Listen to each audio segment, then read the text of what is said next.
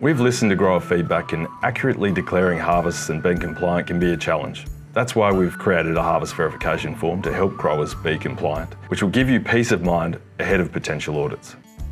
First off, all you need is a record of what you've harvested and what you've retained for seed for each of the years included on the form. Plus, you'll need a link to the form, which we'll provide for you. As you can see, the form is a personalised form with your grower details at the top, as well as the seasons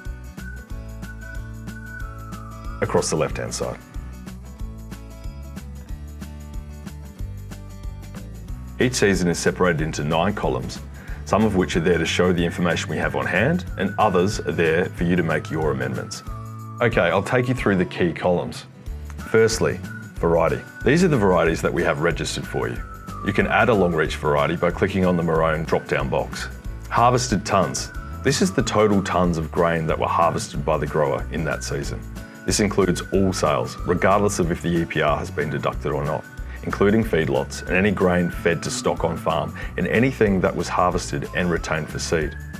If you have submitted a harvest declaration, this field will have a number in it. If not, it'll be blank. Next, the seed retained for sowing the following year. You don't get charged for it. We subtract it from the harvested tonnes, but it's still important to capture this for completeness. The next column is EPR paid tonnes. This column is populated with the total number of tonnes which have already had EPR deducted from them. Okay, let's get started. If we start with season 2020, we can see that this grower is growing Gregory and Kitty Hawk and has already submitted a harvest declaration. This is because we can see there are figures in the harvested tonnes column, retained seed for sowing, and also the EPR paid tonnes column. In this situation, we'd be asking you to verify that this information is correct. And as I said previously, that those total tonnes did include all sales in anything used on farm. If you're comfortable with this, you can safely click current data is correct for both varieties. Okay, season 2021. We can see that the grower hasn't completed a harvest declaration, and the EPR paid tonnes is considerably less, particularly for Gregory.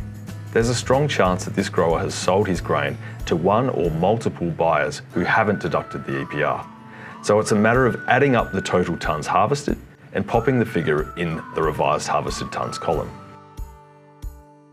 On this occasion, we'll put in 300 tonnes and 400 tonnes and 9 and 7 tonnes again for the retained seed.